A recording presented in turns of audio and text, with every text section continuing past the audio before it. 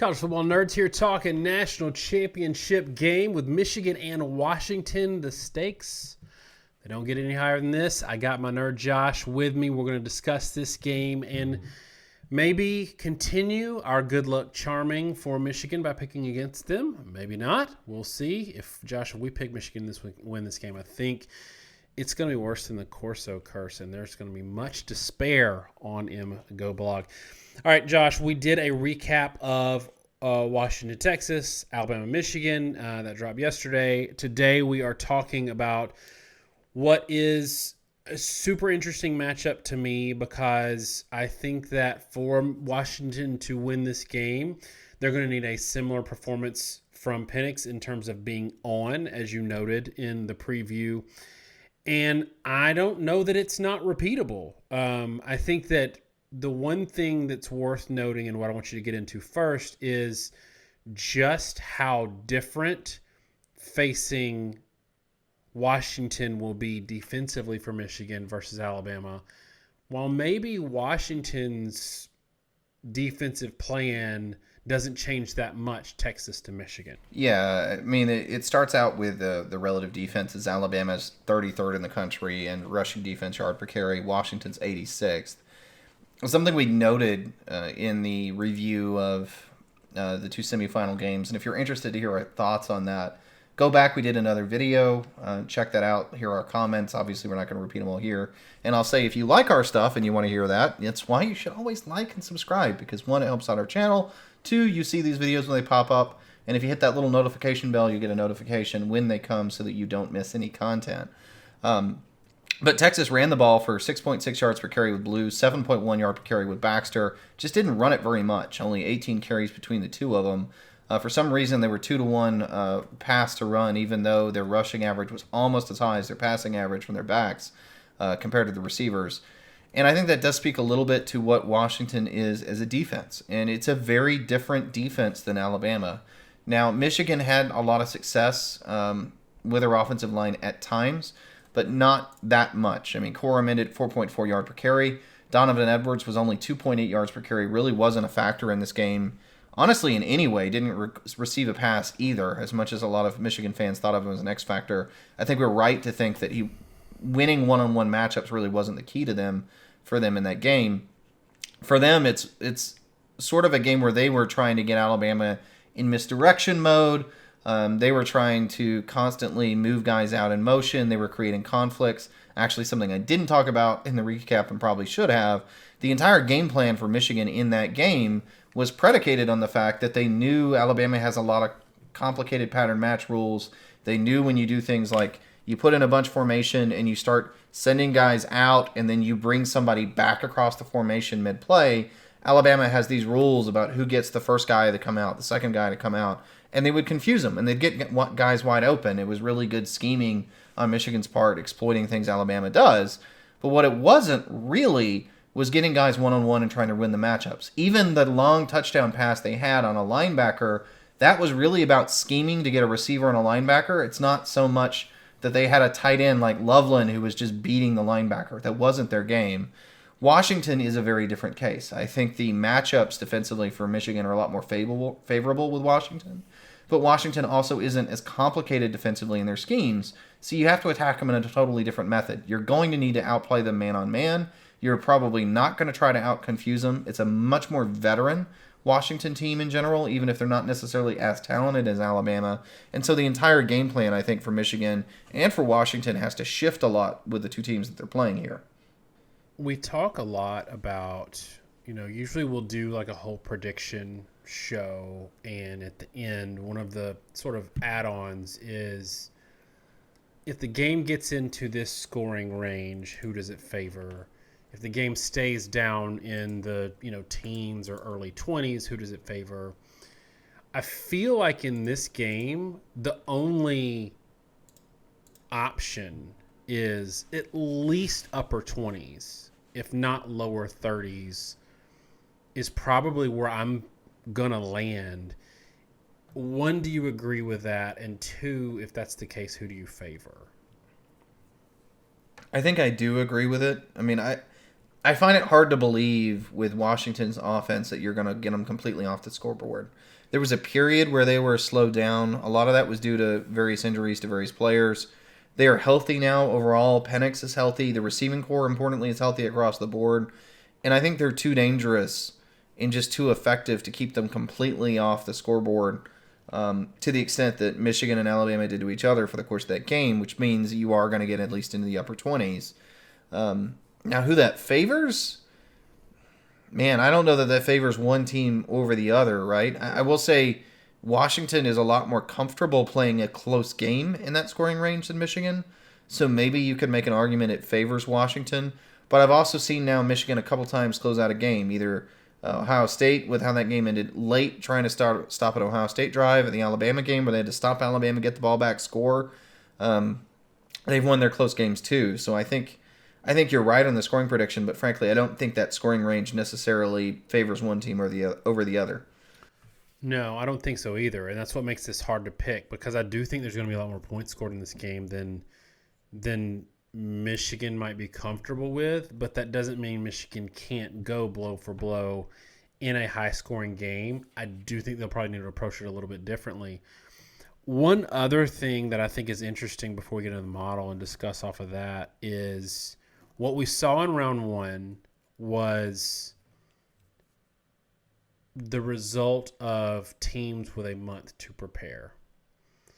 A lot of that changes now to teams with a week to prepare. And I'm curious what you think, because now it's a week to prepare plus travel, plus a quick turnaround. I'm curious what you think about this. Again, this doesn't indicate like a, pick either way. But in my mind, a lot of what we saw with Michigan, like you said, was them doing a ton of film study, a ton of preparation, a ton of coaching that won them that game, not going just heads up and winning one-on-ones. They out-schemed Alabama on both sides of the ball. That takes time. So is it a situation where it might be advantage Washington because they might be just playing their game and playing who they are irrespective of opponent? Not saying they won't do film study and stuff, but where Michigan really flexes when they have that time to prepare and have scheme up, coaching advantage. Does this week to prepare maybe favor Washington a little bit? Well, I don't want to take away from DeBoer and that coaching staff at Washington because I do think, I do think they're very good at what they do. And at the same time, though,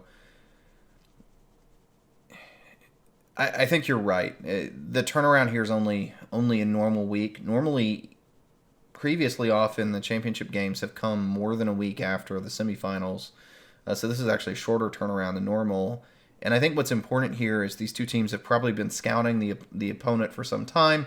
They're going to have books of play sheets and books of suggested play plans and everything for your opponent. But what I can virtually guarantee you is they haven't been training the players on those plans. Neither one of these teams this year could have felt in any way confident of who exactly they were going to prepare for. Michigan, if anything, probably thought they were more likely to face Texas because Texas was the one that was the bigger favorite. But in general, the players are not going to have repped for the opposing team. And here they went into this game really with a month of film review and preparation to do specific things for their opponent, knowing their opponent tendencies, especially on offense. It helps the opposing defenses out a lot. Having called shot plays for the opposing defense, working on their scripts for an extended period of time. Now with 6 days, they're not going to have much time to do a lot of install, right? I mean, you probably only have 3 or 4 days realistically, really, with the players to do install. And so the players in this game are going to have to run whatever they run. I mean, the offenses in this game and the defenses in this game are going to be schemed somewhat in terms of play selection and scheme selection for their opponents based off what the coaches have done in advance using those big pools of analysts. And I think that's probably an area where Michigan has an advantage. To your point, it's not that Michigan has necessarily so much more dominantly good coaches because I think Washington's are very good. It's the depth of the coaching pool and the system that Harbaugh's created, just like Alabama in a lot of these games, gives you an advantage because they will have spent a lot of time in the background prepping for Washington and Texas. but it's still going to be on the coaching side. It's going to be on the play call side. And for the most part, the players are just going to have to run what they run. And to wrap it all around to the question you actually asked, I'm not wholly sure who that favors in the abstract, because I think what Michigan does matches up fairly well with what Washington does, and what Washington does matches up with anyone. But the latter point is the ultimate point to me. There is no real great defense for playing a team that can throw the ball vertically and put it anywhere on the field with a great quarterback, which is what Washington is. I think Washington might be a little more comfortable going into a game and slinging it around. I think Michigan is going to be more comfortable going in and just playing their offense and just assuming it works and wins. And then your pick on this game is a little bit of who you think is going to do better at either one, and also maybe just a little bit who you think the better team is, or how much you think you're just guessing. So let's let the model do a little guessing, and then we'll have some discussion off of that. Sure. And here's the model for this game. I'll say right now, the way I've got it set up was we're actually running the model on pre-bowl data. I don't necessarily trust the bowl data because there were so many opt-outs across the board that there's a lot of real junk information to throw in the model. So I have elected to run the model currently off pre-bowl information. And what we may end up doing is throwing in a card to show you what the model looks like when you run bowl data in it. So we might end up throwing the bowl data in and then adding an extra card so you can see that model projection as well. But pre-bowl, it would have Michigan 32, Washington 21. That's an 11-point differential. What I think is interesting is the yardage differential is not nearly that high. It's 6.2 yards per play for Michigan, 6 for Washington. That's despite the fact that Washington is worse at everything, running the ball considerably worse, passing it slightly worse.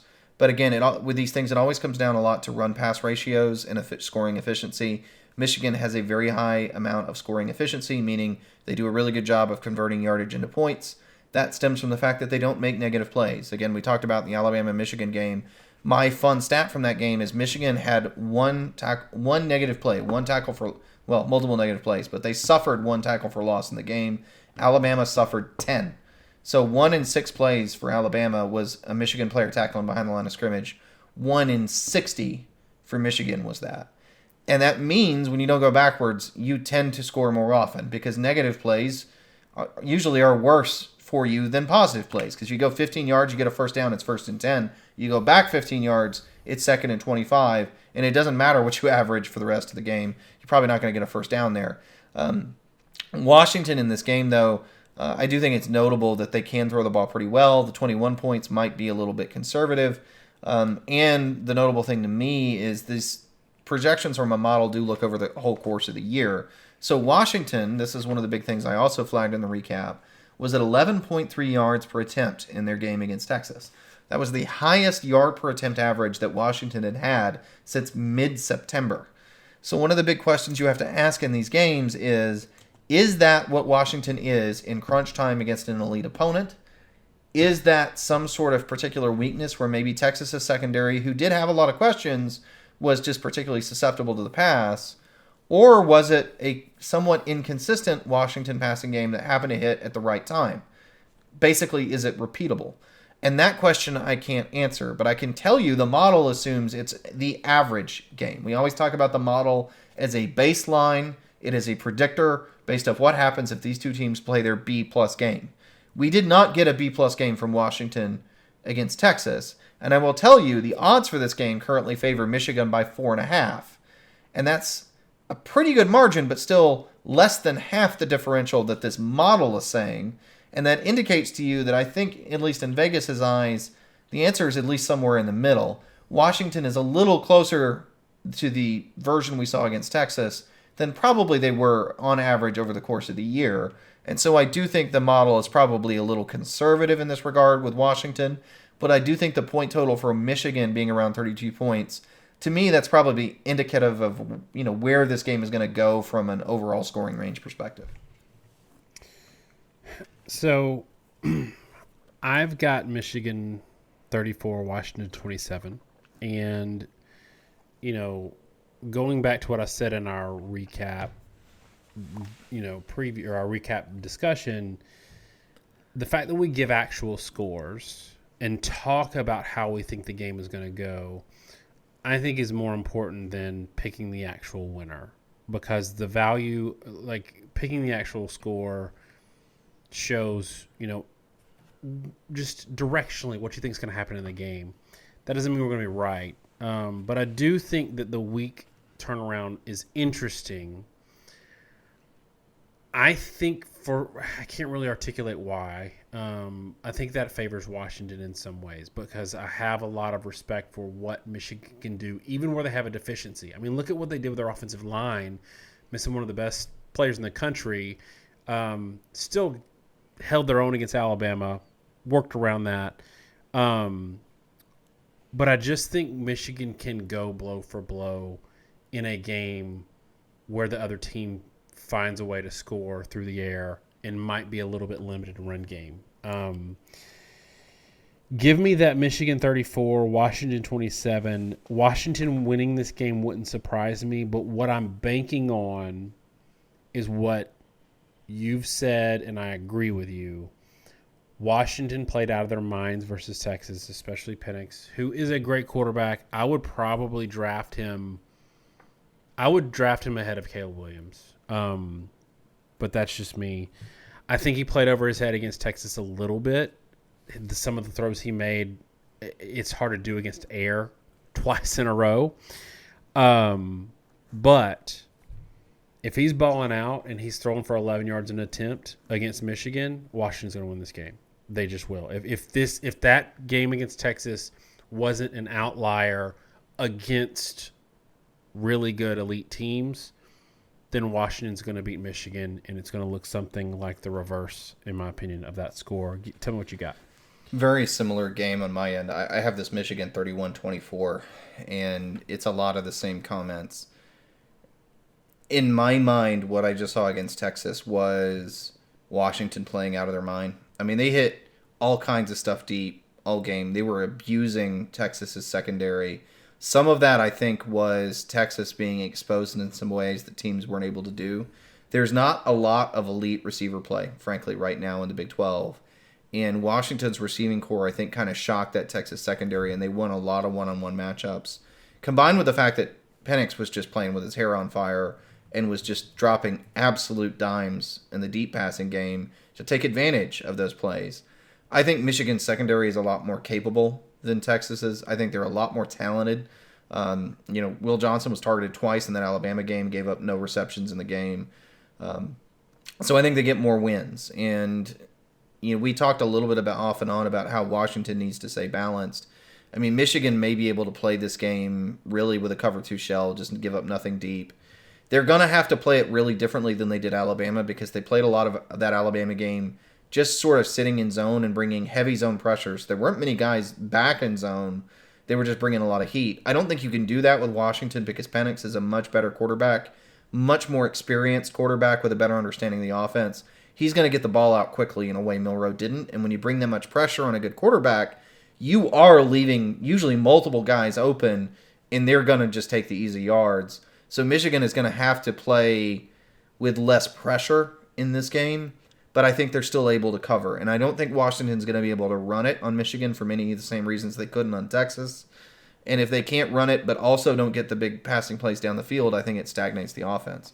But to the same point that you made, that is assuming that what we saw from Penix isn't necessarily just who he's going to be in this playoff. Because if he repeats that performance, I do agree with you, they're going to win. If he is that accurate and that consistent, they're going to really strain Michigan.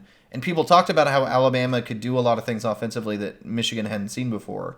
And I think that is true, but the operative word there is can. Alabama didn't do those things. Alabama barely managed to get a pass off downfield. And I don't know, I was thinking about this, Daniel.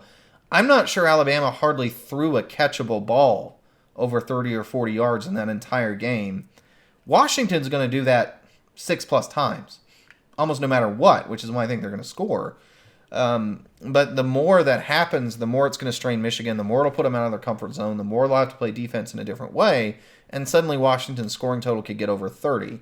I just think Michigan's going to do enough to shut it down. And the one thing I feel right now fairly confident in is that Michigan's offense is very consistent in terms of most advanced stats. They're a top 5, top top 10 at least, but usually top 5 offense overall.